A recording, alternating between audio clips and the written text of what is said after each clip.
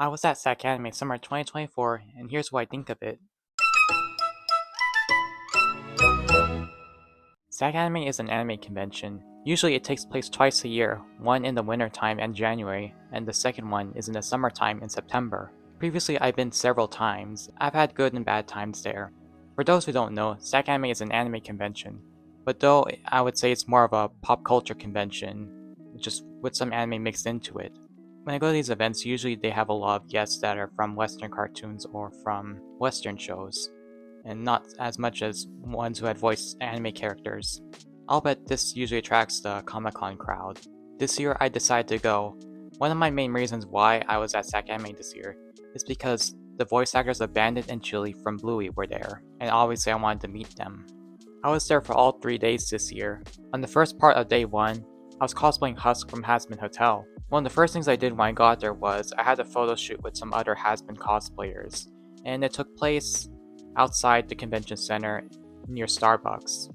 And I would say I had a good time with that photo shoot, even though we were just taking photos and we didn't really hang out much after. After that, I went inside the convention center. I did my usual wandering around all by myself at the convention center since I don't usually have friend groups at cons. So on Friday, it was usually not as packed as compared to, say, Saturday or even Sunday. But I still had a hard time walking around the convention center because I was wearing wings and they tend to bump into a lot of people, which is really challenging. As I was walking along the convention center, I ran into a lot of Hazbin cosplayers, which is not surprising because Hazbin Hotel is currently, as I'm speaking right now, one of the most cosplayed series.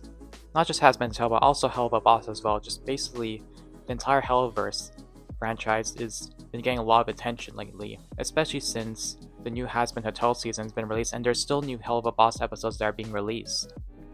One thing I realized when I walked into the con is that there was a new area that I saw. Right next to the exhibit hall, to the left of it once you walk in the convention center, there's an area where people play all types of games from video games to board games. From what I remember, that area used to just be part of the exhibit hall. Now it's divided and it's now just a gaming area. I remember the gaming area used to be at the Sheraton back in the day. But what hasn't changed for me all these years is that the badge pickup area is still at the Sheraton, and the badges still go on your wrist, so they're basically just wristbands, which can be challenging if you're wearing, say, a bodysuit or just one of those Spider-Man costumes. Unlike bigger conventions, the Arts Alley and the Dealer's Hall are in the same area, which is what the exhibit hall is. And in addition to that, the autograph area is also held at the exhibit hall. On the upper level is where you find most of the panels, and there's also an 18 plus room, basically a room that you can only get in if you show an ID proving that you're 18 or up. So after wandering around the whole convention by myself, it was time for me to go to the Hazbin Hotel meetup.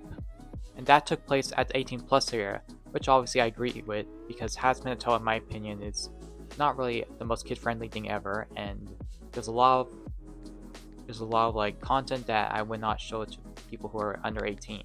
Even this character who looks bubbly and innocent at first, she swears a lot. So that tells a lot about the show.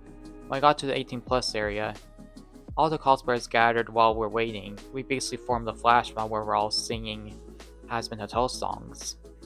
As we got into the room where the meetup was taking place, it took a while for all of us to get settled in, as there are so many of us. Like literally, there was a lot of us. Because basically we got in and there was like seats on the left and right, and it took a while for all of us to get seated, and some of the people who did not get seated, they had to stand up. And when the meetup started, it also took a while for all of us to gather around and get organized. But props to the organizer for managing a big group of Hazbin cosplayers, because that didn't look like an easy job. Unfortunately, I didn't really get to exchange much social media contacts with other Hazbin cosplayers, as there were so many of them and I was kind of a bit overwhelmed, or should I say I was Hazbined out.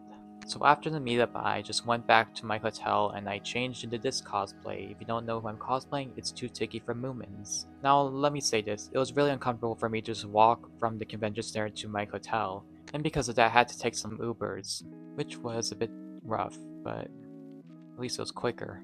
So when I changed into Tiki and got to the convention center, unsurprisingly not many people recognized me, and unfortunately I got some comments that suggested that I was Waldo. But I did buy an item that helped other people recognize who I was. and I got my first Little My plush. Was not the type of plush I was looking for, considering I wanted one where her eyes were at least open and not sleeping. But a Little My plush is a Little My plush, and I'm fine with my purchase. And shout out to those who did recognize my Tutiki cosplay. And so later that night, I tried going to the swap meet, but then the line was so long and it was not moving, and it was to a point where it was capped. And so I just kept wandering around everywhere and just exploring the whole convention. And I did eventually go to the swap meet as the line eventually died down. And then that concluded my day 1. And that brings us to day 2, which was the day I was preparing myself the most for. Because it was the day where I was going to meet the Bluey voice actors, while also cosplaying Bandit. Day 2 started out pretty rough for me. Once I got to the convention center, I went to Starbucks, and after I took my order and while I was waiting for my order, I noticed something. I noticed I was missing a makeup detail. I had all of my Bandit makeup done except for one thing, his nose. And I was really stressed out, and I was just waiting for my order to come. I had to decide, should I just walk all the way back to my hotel, even though it's going to be really uncomfortable, or should I see what's around? And luckily, I found a Target nearby. Once I got my coffee and food, I went out the door and went all the way to the Target. Once I got to the Target, I got an eyeliner pencil, and luckily Target had a bathroom I could use to do my makeup at. And that eyeliner pencil worked really well. But while I was doing my eyeliner pencil, the door was unfortunately not locked, because it was hard for me to lock the door, and the door is not really the most lockable door. I had some random people come in, and they opened the door and they saw me doing my makeup. Then when they closed the door, I overheard them laughing, which was really uncomfortable for me. And so I got my makeup done, and I went all the way back to the convention center, and I just explored the exhibit hall. And I looked at the autograph area, and little did I know, Bandit's voice actor was actually doing his autographs, even though the convention guidebook did not state so. The convention guidebook made it seem as though you could only have him do autographs when he is at his panel, because it said around like 1:30 to 2:30, which is like his panel, and that was confusing to me. So I did wait in line, and the line was not long, it just moved pretty fast, and I got to the front of the line. But then once I got to the front, for some reason it was only cash only, and that was weird to me because the Starbucks attached to the convention center was card only. And I went out and looked for an ATM, and the one inside the convention center was broken, but there was one outside the convention center. While that one looked like it was working, it did not work on me. Again, I had to think fast and see if there's any other bank around. And I found a credit union, and thankfully I got the money out. So I went back to the convention center and I went to the autograph area, and the autograph session was done for now.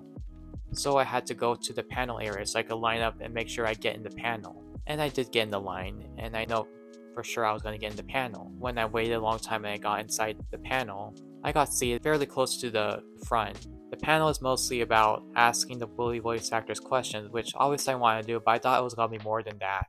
And what was confusing was, I did not know where the actual line was. I thought the front row seats were VIP seats, but oddly enough, they were actually part of the line to ask questions. And the line started on the wall on the right. And I tried getting in line, and I was denied waiting in line because they told me that there was too many people. So I went back to my seat and just watched the panel. But then as the panel went on, I saw more people get in line. And the people I saw in line were not people I recognized while I was trying to get in line. So later on, I took my chance, I tried to wait in line. And I asked the guy who was in charge of the line, and I mentioned that I was denied access in line because I was told it was too full. And then the guy apologized to me and he said, "Oh, we did not know the line was going to move quick," and then he just also warned me that the seating part of the line is going to take really long, so he didn't really guarantee I was going to ask Bluey voice actors questions, but he did let me in line. Now, did I eventually get to ask a question? Well, barely, but I eventually did, even though I was one of the last 3 who got to ask a question. The question I wanted to ask them was, what do they recommend doing in Brisbane, because hoping to visit Australia in the future. So after that panel, I went out and I walked past a room on the upper level where you could have professional photos at. So I thought of getting a professional photo with Bandit's voice actor, but I decided not to because I wanted the $80 combo deal that was at the exhibit hall, which was an autograph plus a picture with the voice actor. So I went down and I tried to line up, but I couldn't get into line for the Bandit's voice actor because apparently it was full. Think of it as the way the lines were set up at SacAnime, it was like this. Think of the times when you're playing Roller Coaster Tycoon and you see a line and the line was like filled to the brink and and the guests cannot get in line not because they thought it was too long, but because it was filled to the brink. That's exactly how SacAnime lines operated.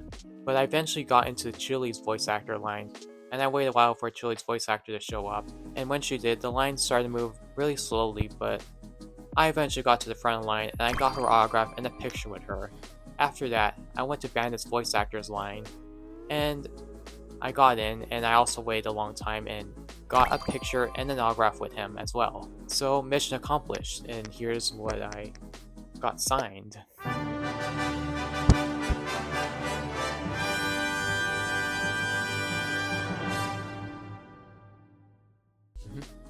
I would say it's worth it. And these were the pictures I took with them. And so after a long day of waiting in line, I decided to call it quits. Because I was too tired from waiting in lines and I was just drained. For the last day of SacAnime, I was Pim from Smiling Friends. I was cosplaying with a group that I found on Discord.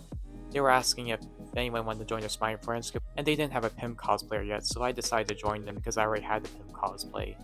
And so once I got to the con, I wandered around a little bit, and then I met up with them. They were basically outside near the art center. And most of the day it was just pretty chill. We were just sitting outside the art center and also sitting on the upper level. And I got to reenact Pim's iconic quotes. For example, the ones where he gets randomly excited at everything.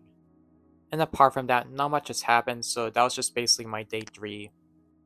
And so now for my final thoughts on SacAnime. So as you can see, there was pros and cons. The pros, definitely receiving compliments for my cosplays. Another pro I have is it's definitely meeting the Bully voice actors. I never thought I would meet them in my life, but I did. And they turned out to be really nice people, and they also complimented my cosplays as well, which was really nice.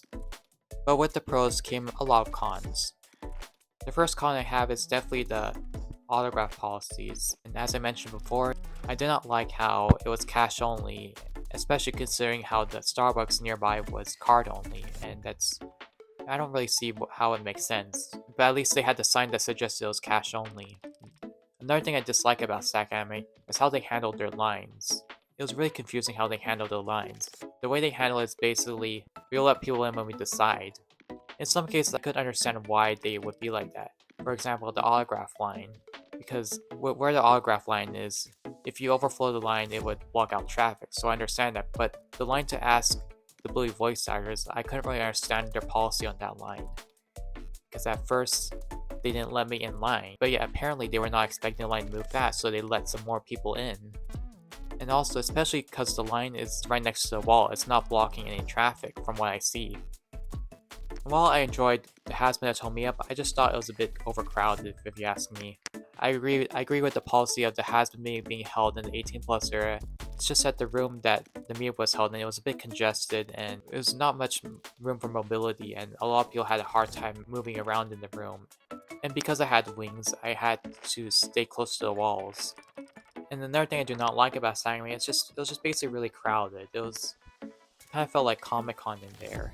It was mostly a place for people to go meet celebrities and buy things. If you want to know how crowded SacAnime was, here's some footage I took that shows you how crowded it was.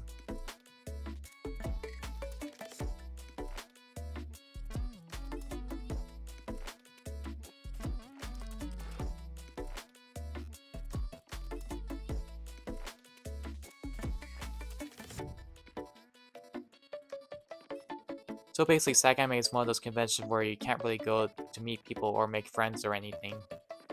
Going to SacAnime, I was not in the best mood. I was not feeling myself lately, and I was struggling with self-esteem issues and just struggling with my usual things.